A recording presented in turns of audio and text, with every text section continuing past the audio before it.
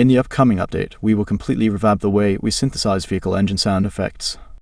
Not only is the performance improved dramatically, but the new method is also more customizable. Before we dive into this new cog graph, I want to talk about this new node, two-state force generator. At first glance, it might look complicated. It is actually a very simple node. The frequency is the number of cycles per second. Each cycle is divided into two states, and the duty cycle is the percentage of the first state. 0.5 means the first half of a cycle will use data from the first curve, and the last half of a cycle will use data from the second curve. As an example, I will set the first curve to use a simple sine cycle.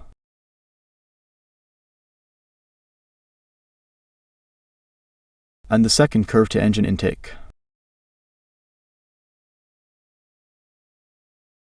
This is how these curves look.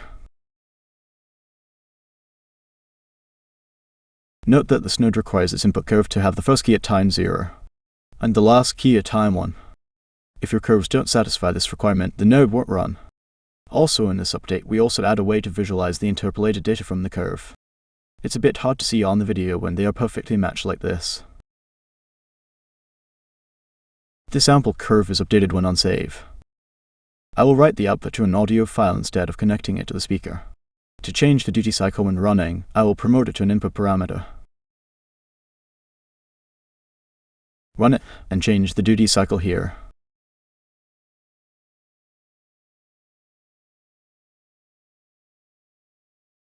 If you view the output audio, you will see how the node works. So the input curve is fully sampled and fits perfectly into its duration per cycle. By changing the duty cycle, the scale of these curves is changed. By default, each state will contain one cycle of the input curves. In this case, the first half contains one cycle of the sine signal. If you set this to 2, then the first half will contain 2 cycles of the sine signal. Basically, this input allows you to scale the sampling frequency of these curves. You can also choose how to merge white noise with each state. None means no noise is used. Add means we add white noise to the first half. And multiply means we multiply the first half with a white noise. Okay, you might be wondering what the point of this node is. Let me use a simple RPM drive test to demonstrate it.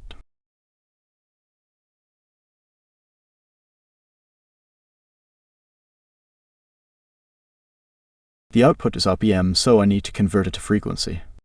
RPM is revolutions per minute, so I will divide it by 60. Then I will need to multiply this with the number of pulses per second. This depends on the type of vehicle. Here I will just simply use 2.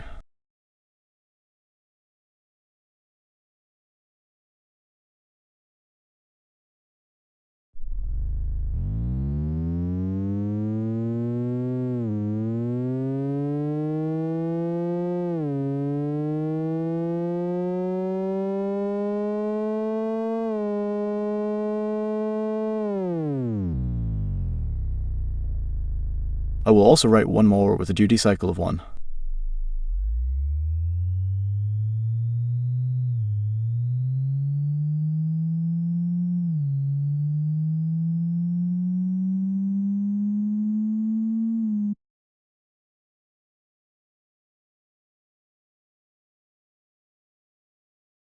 Here is the one with only one sine signal.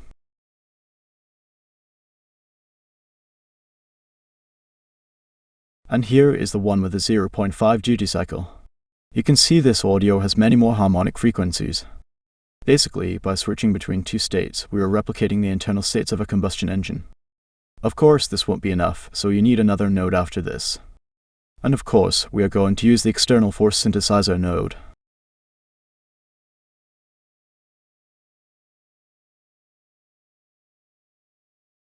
Choose a car muffler and the output will sound more realistic.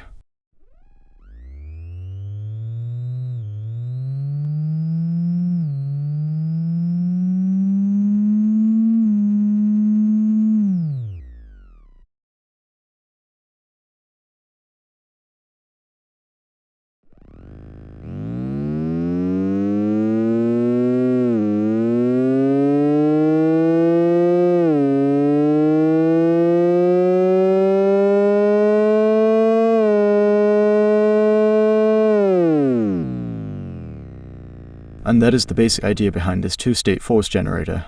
Based on the setup, it can be used to replicate a wide range of vehicles. from realistic ones like cars and motorbikes to futuristic ones like spaceships. It can also be used to create other interesting SFX, but those are outside the scope of this video. Now let's get back to the car graph. Compared to the old version, this graph is a bit simpler. We follow a more modular approach, so the cockpit, Doppler, and reverb effects are moved out of the base graph. I will show them in another graph later. For now, let's take a look at this vehicle synth node.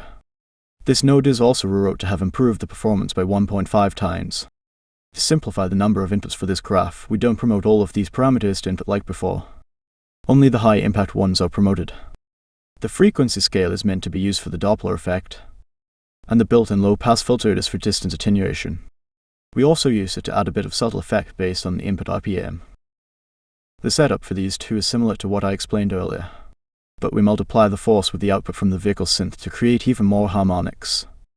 So the vehicle synth will have major effects on the final output. In a way, this also makes the final output to be more in sync with each other. In the old method, we simply added them. This makes the final result feel like two different SFX slabs on top of each other. For customization purposes, the muffler is divided into two parts. This part here is to replicate the deep rumble sound, which is very hard to do on granular synthesis.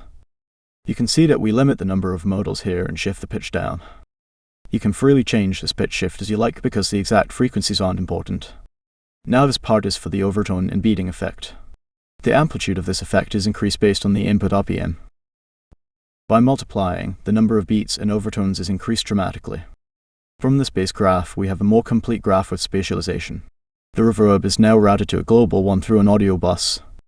This is more flexible as you can change what kind of reverb you want to use. A global reverb is also much more performant than using a reverb node right inside this graph, especially when you have a lot of vehicles at the same time. The one I want to talk about is this Doppler effect.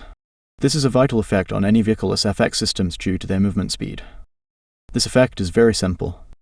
Basically, the frequency of the audio will change based on the velocity between the listener and the emitter. This is the Doppler equation. This value is the velocity of an audio wave in normal air conditions.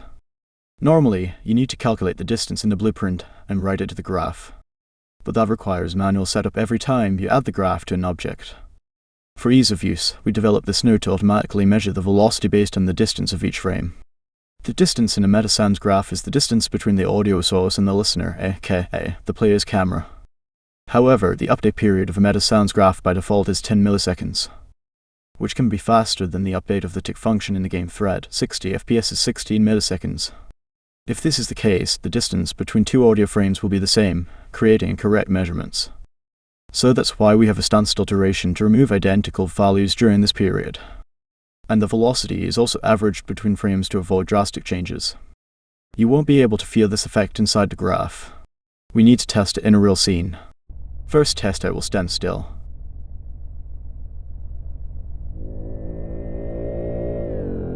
You can definitely feel that Doppler effect. Now I will run in the opposite direction to the other car. You will now hear a stronger pass-by effect.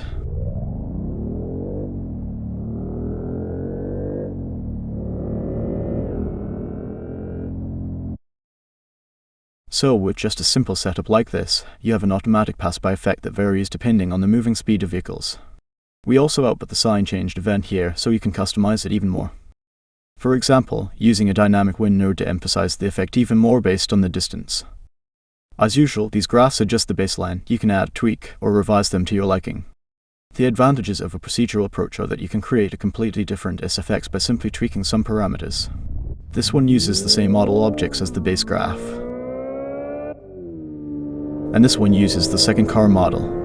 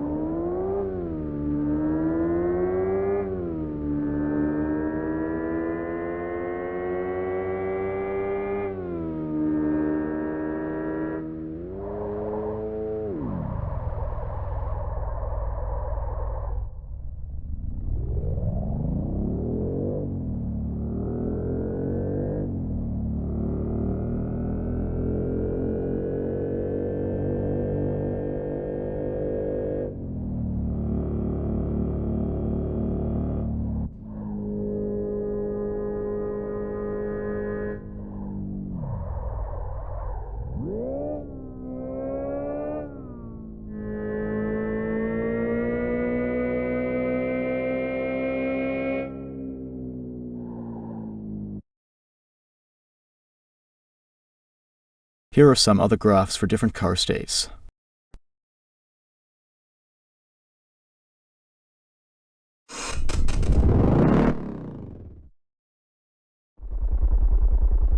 We don't merge them together to avoid overcomplicating the base graph. For example, this cold start, you will only use it once on the startup, so it's better to trigger it manually from the blueprint. And that is all you need to know about the upcoming update. This update will support both Unreal 5.4 and 5.5. After this update, we will concentrate on scaling up the number of models and graphs. Currently, the skidding sound is only for concrete roads, but we want to make it switch seamlessly to other kinds of terrains, like dirt and sand. There are still a lot of things that have to be done. Bye for now, and I'll see you again when a new update is ready.